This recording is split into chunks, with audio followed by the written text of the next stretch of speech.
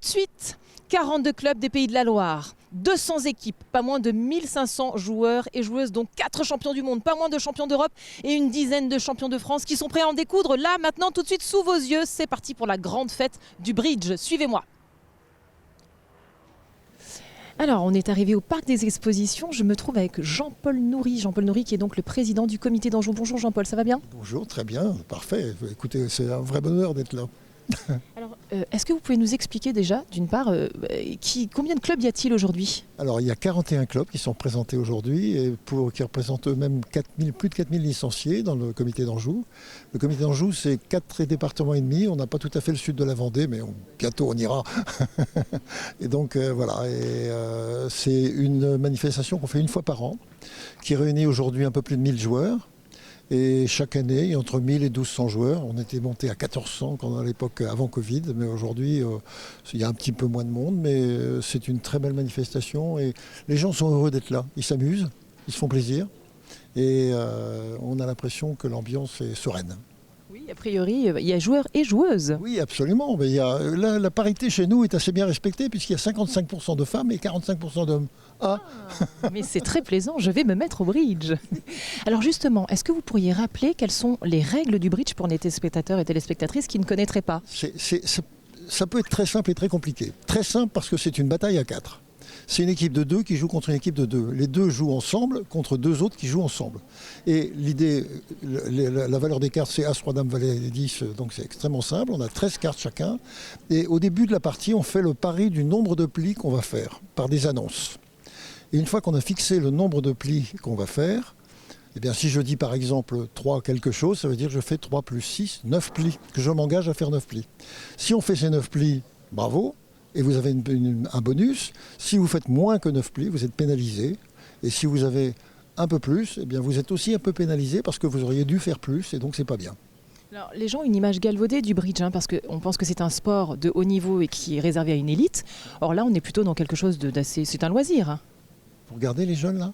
Vous avez vu si c'est de l'élite ça, On a 2 scolaires qui ont 10 ans là, qui sont au collège et qui prennent du plaisir à jouer, et qui sont des champions et qui se font vraiment plaisir. Alors il y a tout, ça va comme Tintin, de 7 à 77 ans, mais c'est en moyenne on a à peu près 15% de gens qui sont âgés de moins de 40 ans et un peu plus, un peu plus de 15% qui sont âgés de plus de 65 ans. Mais bon. Alors, est-ce que vous savez combien y a-t-il de clubs dans toute la France? Dans toute la France, 1050. 1050 clubs dans la France, dont 41. Et nous sommes, sur le plan national, le 4e comité national, en nombre de licenciés et en nombre de clubs. Alors, j'imagine qu'il y a des termes spécifiques au bridge. Est-ce que vous pouvez nous donner un petit peu? C'est les couleurs, si vous voulez. C'est trèfle, carreau, cœur, pique, par ordre de croissance. Et donc, si on dit on s'engage à faire un contrat de 3 trèfles, ça veut dire qu'on s'engage à jouer à l'atout trèfle et qu'on s'engage à faire 9 plis à l'atout trèfle. Atout veut dire qu'on est coupe, mais à la différence de la belote, par exemple, on n'est pas obligé de couper. On ne coupe que si on a besoin de couper, si c'est utile, voilà. Mais autrement, les règles, globalement, sont très simples. Alors, vous parlez du jeu intellectuel, oui, il y a un jeu intellectuel parce que il faut une stratégie. Il faut déjà au départ voir combien de plis je vais pouvoir faire dans ma main et avec la main de mon partenaire. Et puis il faut trouver les autres plis qui vous manquent. Donc il y a une stratégie à mettre en place pour trouver ces plis qui vous manquent.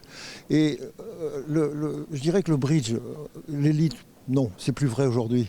On a toutes les professions qui sont représentées, absolument toutes. Agriculteurs jouent au bridge, des jeunes jouent au bridge, vous les voyez. Mais on a surtout des gens qui sont passionnés parce qu'il y a un lien social. Ils se retrouvent dans les clubs. Ils sont 30, 40, 50 à jouer autour d'une table d'une après-midi. Ils passent une bonne après-midi ensemble. C'est de la convivialité et le soir, ils boivent un coup ensemble. Donc il y a vraiment un plaisir de se retrouver. Et en plus, c'est aujourd'hui reconnu comme étant tout à fait important pour les gens âgés. Pour la mémoire, parce que... Pour la mémoire, c'est reconnu médicalement qu'il y a un recul des dégénérescences. L'Alzheimer, par exemple? Absolument, absolument. Et quand les gens qui jouent régulièrement, c'est reconnu que ça joue entre 3 et 5 ans de recul. Donc c'est quand même un atout considérable. Et en plus, les gens s'amusent, ils se prennent plaisir et ils boivent un coup. Qu'est-ce que vous voulez de mieux? Oui, effectivement. Et alors, il y a un lexique du bridge? Il y a bien sûr des règles, il y a des règles de bridge qui sont réglementées, oui, mais c'est un sport très libre, c'est-à-dire qu'il y a toutes sortes de joueurs. Il y a des gens qui jouent un peu au poker, ils se trompent plus souvent que les autres, mais ils ont le droit. C'est très libre comme règle, très très libre, et par contre l'objectif c'est toujours la même chose, de faire ce qu'on a demandé. C'est beau ça dans la vie, hein, de dire faire ce qu'on a demandé. C'est pas mal, c'est pas mal. Et alors du coup, il y a évidemment, là je vois dans le dispositif, il y a de l'arbitrage. Oui. Alors comment ça se passe? Alors il y a 5 divisions là, donc par niveau. Sont-elles? De 5 à 1. 1 est plus fort, c'est ceux qui sont là-haut, là. 5 c'est à ma gauche, derrière moi, et donc qui sont des gens moins aguerris, qui ont une petite expérience de 2 ans, 3 ans, 4 ans, 5 ans de bridge. Mais tous les niveaux sont représentés, tous sans exception. Et chaque division, les premiers montent dans la division du dessus, les derniers descendent dans la division du dessous. C'est comme au football, pareil. Très bien. Alors je vais peut-être aller voir un des arbitres. Bah oui, vous pouvez aller voir les arbitres. Vous avez des gens qui sont là pour faire respecter les règles, notamment s'il y a des gens qui dérogent à ces règles parce qu'ils se sont trompés. Ils n'avaient pas le droit de mettre une carte sur la table, ils l'ont mis quand même. Ils n'avaient pas le droit de faire ceci ou de cela. Donc il y a des arbitres qui veillent. Mais vous savez, c'est un sport, celui d'arbitre, qui est assez sympathique parce que je ne sais pas si vous avez entendu appeler l'arbitre pendant toute notre interview, mais il n'y en a pas eu. Bon, et ils interviennent 2 fois, 3 fois dans la journée. Oui, ça va, c'est raisonnable. Non, il n'y a pas de coup de sifflet, ça se passe très bien. Et vous-même, vous jouez, j'imagine? Bien sûr. Depuis combien de temps? Alors, j'ai commencé il y a 15 ans. J'ai commencé il y a 15 ans. Et comment ça vous est venu, cette envie de jouer au bridge? Alors, parce que quand j'étais étudiant, on m'avait pris par la main en me disant « tu vas jouer au bridge ». Donc j'ai joué au bridge avec des copains qui m'avaient incité à jouer.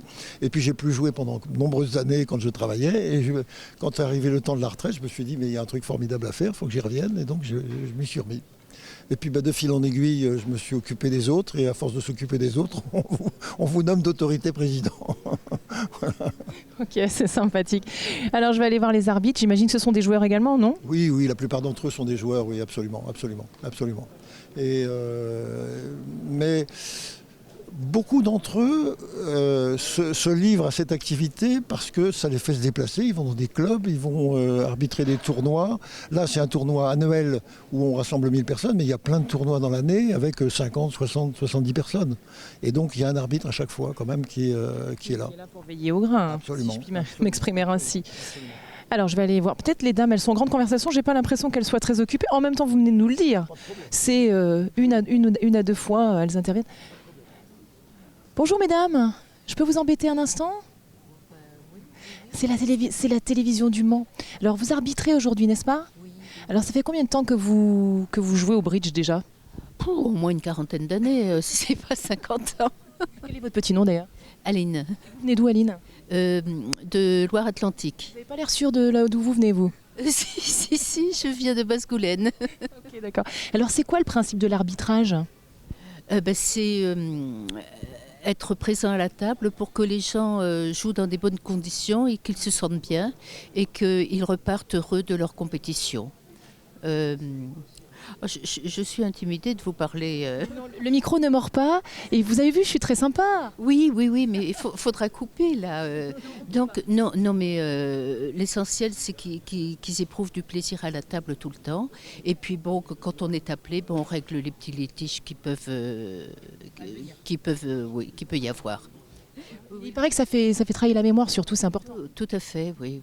Et puis on peut commencer à jouer au bridge à tous les âges aussi. Hein.